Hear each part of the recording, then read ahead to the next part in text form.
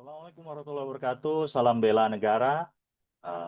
Halo semua, selamat datang di video pembelajaran Statistika 2 yang akan membahas salah satu metode analisis yang semakin populer dalam riset sosial ekonomi dan bisnis. Materi ini adalah partial least squares atau structural equation modeling atau disingkat dengan SEM-PLS. Nah, mari kita mulai dengan memahami apa sebenarnya SEM-PLS itu.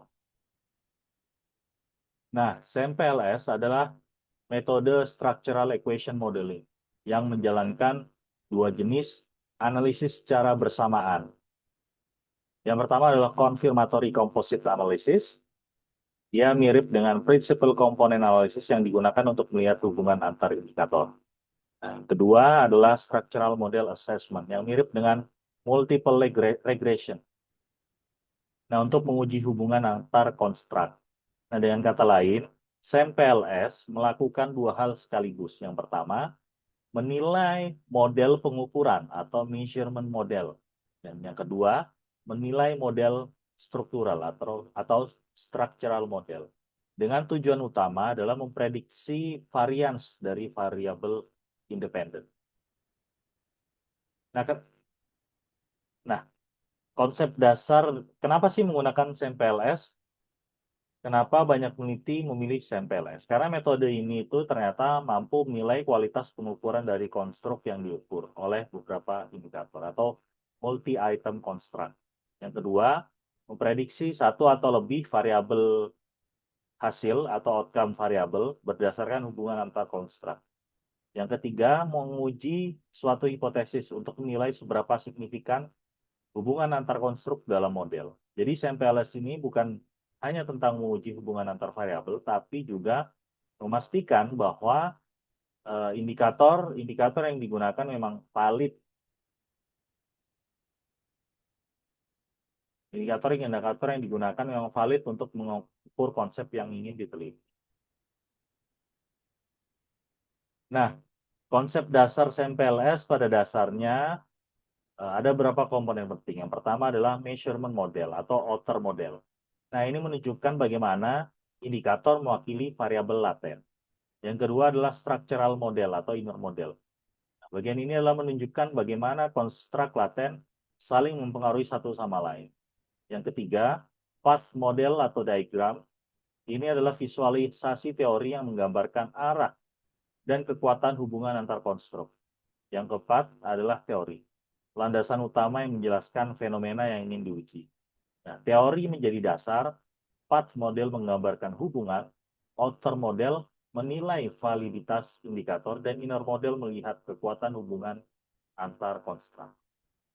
Nah, di dalam structural equation modeling sebenarnya ada dua jenis gitu. Jadi ada namanya SEM-PLS dan SEM-CB gitu. Dalam penelitian ini kita mengenal dua pendekatan utama structural equation modeling. Yang pertama adalah covariance based SEM dan partial least square SEM.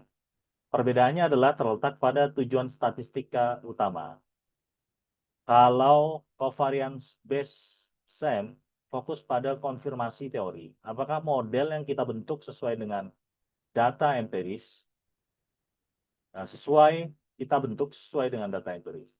Kalau yang kedua, partial least square SEM fokus pada prediksi. Seberapa besar variabel bebas mampu menjelaskan variabel terikat. Nah, CBSEM menggunakan pendekatan common factor, sedangkan PLSM menggunakan pendekatan komposit yang berorientasi pada varians. Jadi, kalau tujuan riset Anda adalah prediksi dan eksplorasi teori baru, maka PLSM adalah pilihan yang lebih fleksibel. Nah, ini adalah perbandingan dari SEM-PLS dan SEM-CB. Tadi sudah dijelaskan dalam bentuk narasi. Kemudian kita lanjut ke bagian, ini adalah structural equation modeling. Perkembangannya mulai berkembang hingga tahun 2015 ini sudah ada 500-an artikel yang menulis terkait PLSM. Mungkin di tahun 2025 hari ini sudah lebih banyak dari itu artikelnya. Nah, ini adalah aplikasi di bidang ekonomi pembangunan. Metode SMPLS ini juga ternyata banyak digunakan dalam penelitian ekonomi dan sosial, khususnya bidang ekonomi pembangunan. Nah, berikut beberapa contohnya.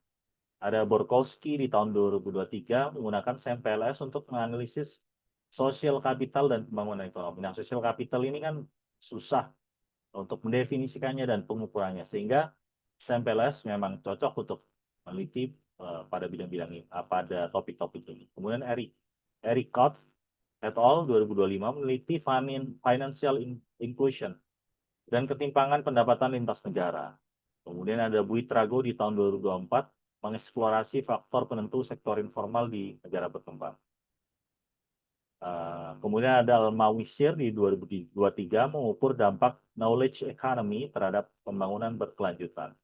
Nah, artinya metode ini sangat luas penerapannya, khususnya di bidang ekonomi pembangunan, mulai dari analisis sosial hingga ekonomi makro.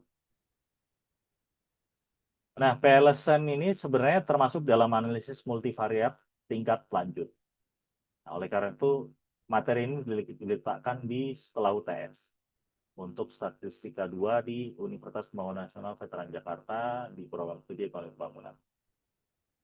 Nah, karena SMPLS ini mampu menangani banyak variabel sekaligus dalam satu model. Berbeda dengan regresi biasa yang hanya punya satu variabel dependent, SMPLS ini bisa menganalisis hubungan secara simultan antara banyak konstruk lengkap dengan indikator-indikatornya. Karena itu metode ini sangat cocok untuk riset dengan model teoritis yang kompleks. Nah, kalau kemarin kita sebelum UTS kita sudah belajar cluster analysis, exploratory factor analysis, ada analysis of variance, juga regresi. Itu adalah generasi pertama dari analisis multivariat.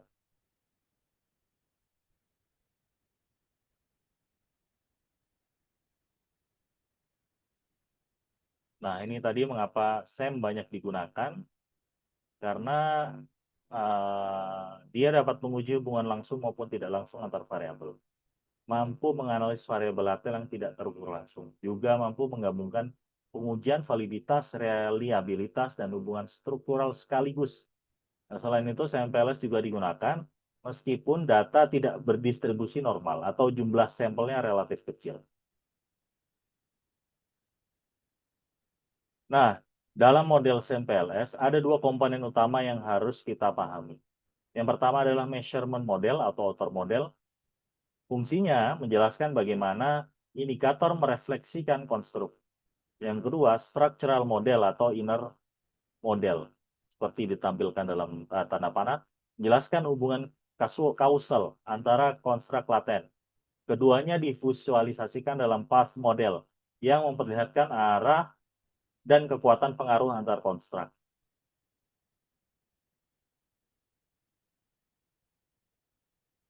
Nah, ini adalah contoh model SMPLS. Jadi langsung dengan variabel dependent yang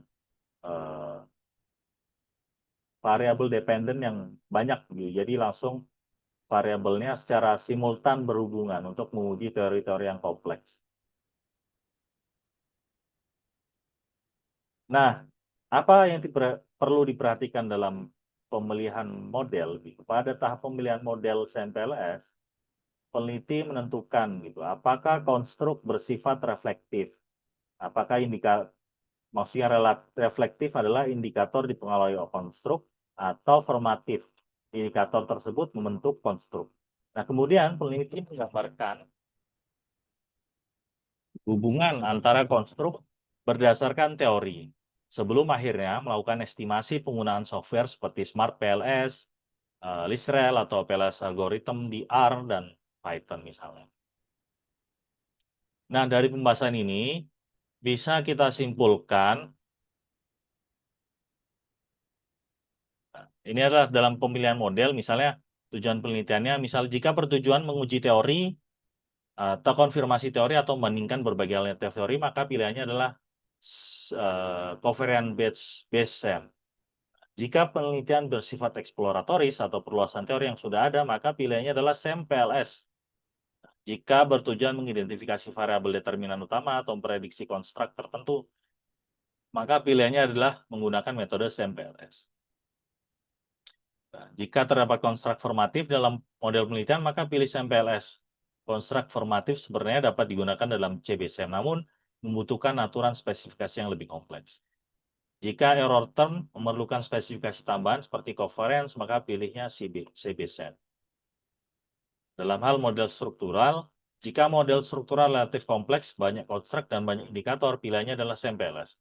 Jika terdapat hubungan non-rekarsif atau timbal balik dalam model, maka pilihannya kita gunakan covariance based SAM.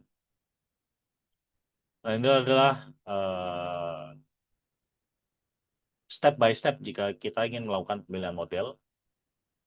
Setidaknya kita perlu memperhatikan aturan-aturan ini. Jika data kita memenuhi asumsi-asumsi CBSM secara tepat seperti minimal ukuran sampel dan distribusi normal, maka pilih CBSM. Tapi jika tidak terdistribusi normal, kita pilih SAMPLS. Ada pertimbangan ukuran sampel, ukuran relatif kecil, pilih SAMPLS, ukuran data relatif besar, pilihannya adalah kita gunakan CBSM.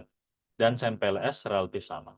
Ukuran sampel minimum untuk SAMPLS harus sama atau lebih besar dari 10 kali dari jumlah indikator formatif terbesar yang digunakan untuk mengukur satu konstruk atau 10 kali jumlah jalur struktural yang mengenai sebuah konstruk tertentu. Jika data tidak terdistribusi normal, pada tingkatan tertentu, SAMPLS lebih baik digunakan. Jika persyaratan CBSM tidak terpenuhi, misalnya spesifikasi model, identifikasi, maka pilihannya SAMPLS. Jadi, mudahnya SAMPLS ini kita tidak perlu banyak asumsi-asumsi dan aturan yang harus dipenuhi untuk menjalankan analisis. Dalam hal evaluasi model, jika kita memerlukan skor variabel laten untuk analisis lebih lanjut, maka pilihannya adalah SAMPLS, merupakan pendekatan terbaik. Tapi jika penelitian memerlukan indeks goodness of fit secara keseluruhan, maka pilihannya adalah covariance based SAM. Nah, setelah kita membahas pengertian dan aturan-aturan atau step by step pemilihan model SAMPLS, kesimpulannya adalah SAMPLS merupakan alat yang kuat untuk riset prediktif, mampu menangani data kompleks dengan indikator yang ganda, dan cocok untuk mengembangkan teori-teori baru, terutama dalam bidang ekonomi dan bisnis, khususnya bidang ekonomi pembangunan. Nah, di pertemuan berikutnya, atau video pembelajaran berikutnya, kita akan belajar cara membangun model SAMPLS menggunakan data yang nyata, termasuk bagaimana menilai validitas dan reliabilitas konstruk, serta menguji hipotesis antar variabel.